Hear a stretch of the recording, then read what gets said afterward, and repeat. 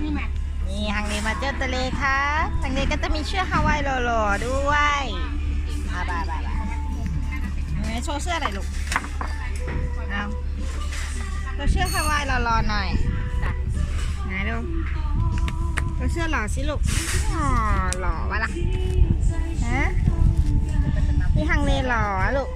ดูปลาตีนไหมลูกปะดูปลาตีนไหมครับยกให้เขาไปแล้วไม่ต้องกลับบ้านเราแล้วนายไปเอาอันไปอีก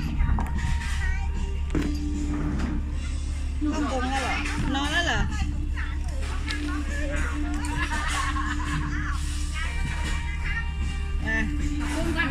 เอามาเร็วคุณป้าเนี่ยจะกินไหมคุณป้าเขาเกินลูกซื้อแล้วไหมหาตาในตู้เลยไหมได้ยินจะเช่าไหมเลยไหมเช็คไปสิเช็คสิ